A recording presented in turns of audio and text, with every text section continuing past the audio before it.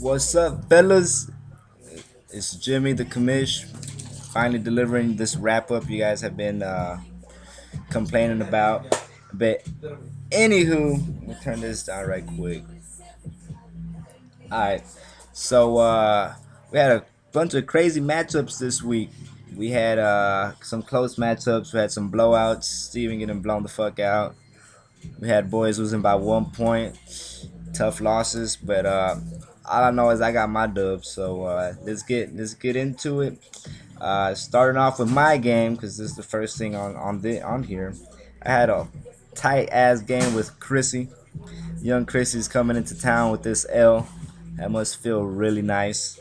That boy had DeMarco Murray go off as usual. But my team just kind of came through, man. Matt Asiata, all these fucking goal line touches. The nigga's not that talented, but I'll take it. Tom Brady, he didn't come through with me. I was trying to get that golden boot. That's the only reason I played his ass. I didn't want Ugo to get it. But it's all good, man. And my quote is just you win some, you lose some, but when you play the regime, you gonna get it, man. Consistent ass squad that I got. But all right, enough about that game. Jumping into the fucking tightest game of the week, we had no side too cheesy. My boy Rashad against my boy Rudy Trujillo. He changed his name. I guess I have another didn't work. Now he's California Chrome. But yeah, man. Shit, Gronkowski needed like 15 points to tie the game, 16 points to win the fucking game, and that's tough, man. Tom Brady fucking sucked. Patriots just flat out sucked this year. But Randall Cobb, man, I should have fucking traded for him earlier this season. I don't know if he's ever gonna do that again. He was like the one, two, three, four, five, the sixth highest scoring player, right behind DeMarco Murray. But yeah, Steve Smith was actually the highest scoring player who was on Rudy's bench. That has to hurt. You lost your undefeated because you didn't start Steve Smith against his former team. But yeah, so two Shizu celebrating that 500. Rudy Trujillo, I mean, got a lot to be optimistic about. Just barely lost his first game of the season, almost a month in. So definitely has a cold ass squad. And then we had the Rios Derby, in which the older brother came out victorious against his younger brother Stan. Andrew Luck came through, man. Fucking love Andrew Luck, H-Town prodigy. But Jordy Nelson, who else did Ugo have that went off? Yeah, Jordy Nelson, Eddie Royal. He asked me for some advice. I told him to fucking start his ass. But I'll give you the props. Also, Martellus Bennett, in which, you know, these motherfuckers just went off. Pistoleros Golden Boot of the Week. Give it to Ugo, man. He's turned around in a 180 from last season. He said that he doesn't want to be competing for no toilet boy this year. He's actually looking very solid, and I'm probably going to be seeing his ass in the playoffs.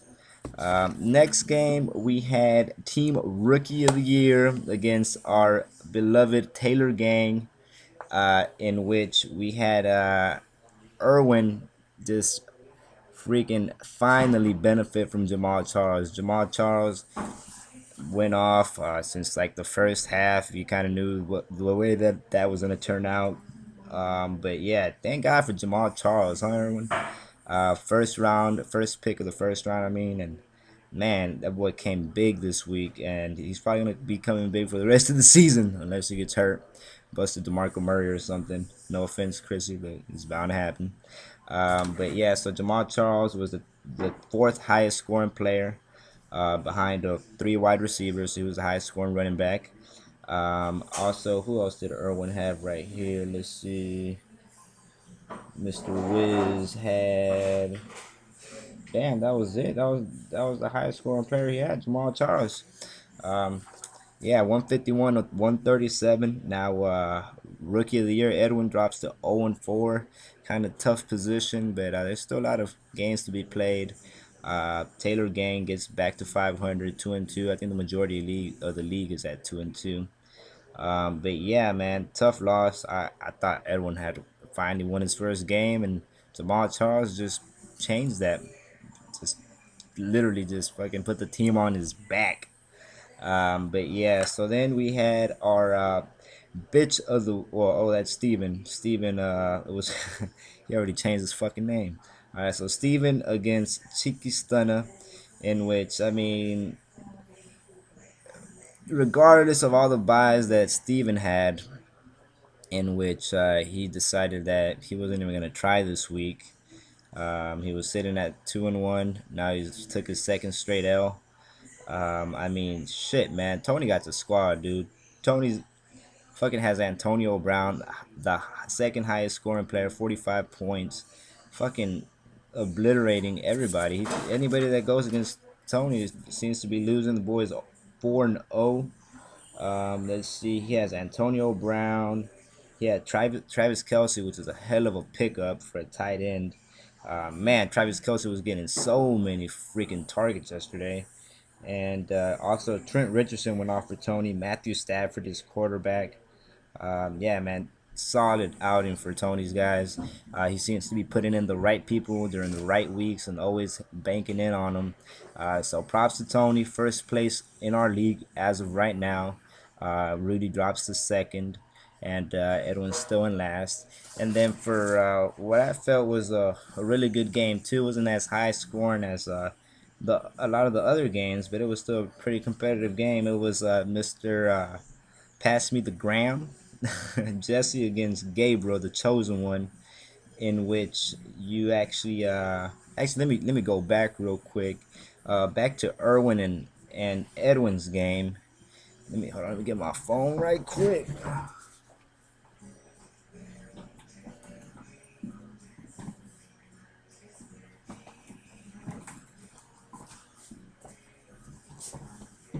Now, where the fuck is my fucking phone? All right.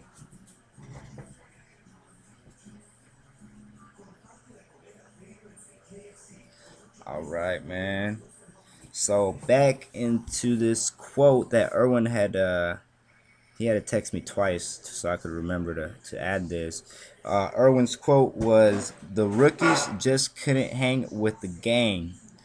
So the boy's talking shit about the rookie of the league, Mr. Edwin.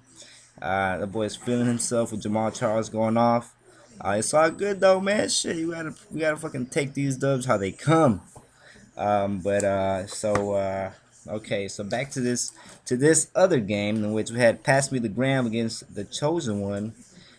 We had Matt Forte put the team on his back against Jimmy Graham, who got highest points for Jesse at 28 points, which is kind of sad. Hey, but at least he ain't bitch of the week though. But yeah, so for the Chosen One, had Matt Forte. Pretty much that was his big heavy hitter. I mean, Gabriel, he just has a solid, consistent team, and looks like this motherfucker is ready to get back into the action. Sitting at 2-2, Jesse's dropping to 1-3. We have a lot of good matchups next week, in which I mean, we should see what's gonna happen, man. What's in store and who's who, you know? Because it looks like my team's been above 500 for like at least two games I could say. But man, I'm hungry for some dubs, and I know everybody else is. Let's keep on staying active on these wires. Not as many trades as I would assume so. A lot of us are falling in love with our teams, including myself. But man, I'm sure people are wanting to trade, dog. And at the end of the day, this is what you want in your fucking hand. This motherfucking trophy right here. Yeah. But yeah, dog. Just to wrap up, it's gonna get better, man. Fucking not making any excuses for myself, but like let's get these fees in and let's fucking turn up for this fantasy football season. We're going into week 5, and let's see what we're about. Deuces.